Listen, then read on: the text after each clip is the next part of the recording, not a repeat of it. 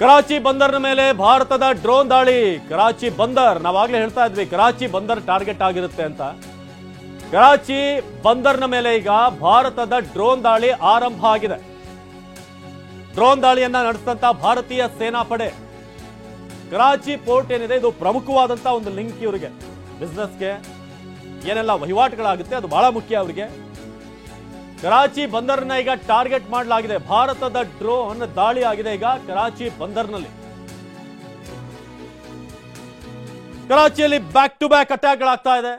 ನಾವೀಗ ದೃಶ್ಯದಲ್ಲಿ ನೋಡ್ತಿರೋ ಹಾಗೆ ಒಂದ್ ಕಡೆ ಪಾಕ್ನ ಕ್ವೆಟ್ಟ, ರಾವಲ್ಪಿಂಡಿ, ಲಾಹೋರ್, ಕರಾಚಿ, ಎಲ್ಲ ಕಡೆ ಕೂಡ ಪೇಶಾವರ್, ಇವೆಲ್ಲವೂ ಕೂಡ ಲೆಕ್ಕ ಹಾಕಿದ್ರೆ ಪಾಕಿಸ್ತಾನದ ಮ್ಯಾಪ್ ಒಂದ್ಸಲ ನೋಡ್ಕೊಂಡು ಬನ್ನಿ. ಲೆಕ್ಕ ಹಾಕಿದ್ರೆ ಸಿಗುವುದೊಂದು ಪ್ರಮುಖವಾದಂಥ 5-6 ಸಿಟಿಗಳು. ಆದರೆ ಅದೆಲ್ಲವನ್ನು ಕೂಡ ಮುಟ್ಟಿದೆ ಈಗ ಭಾರತ, ಎಲ್ಲವನ್ನು ಕೂಡ ಟಚ್ ಮಾಡಿದೆ. ಭಾರತ ಪಾಕ್ ಗಡಿಯಲ್ಲಿ ಈಗ ಯುದ್ಧದ ಕಾರ್ಮೋಡ, ಒಂಥರ ಅನ್ಅಫಿಷಿಯಲಿ ಯುದ್ಧ ಆರಂಭ ಆಗಿದೆ ಅಂತಾನೆ ಹೇಳ್ಬೋದು. ಆದರೆ ಈಗ ಯಾವ ರೀತಿ ಪಾಕಿಸ್ತಾನ ಉತ್ತರವನ್ನು ಕೊಡ್ತಾ ಇದೆ, ಅದಕ್ಕೆ ನಮ್ಮ ರಿಯಾಕ್ಷನ್ ಹೇಗಿದೆ, ಕೌಂಟರ್ ಅಟ್ಯಾಕ್ ಹೇಗಿದೆ, ಅದನ್ನು ನಿಮಗೆ ತಿಳಿಸ್ತಾ ಇದ್ದೀವಿ. ಬಹುತೇಕ ಏರ್ಪೋರ್ಟ್ಗಳಿಗೆ NSG ಕಮಾಂಡೋಗಳ ಭದ್ರತೆಯನ್ನು ಕೂಡ ನೀಡ್ತಿರುವಂಥದ್ದು ನಾವು ನೋಡ್ತಾ ಇದ್ದೀವಿ.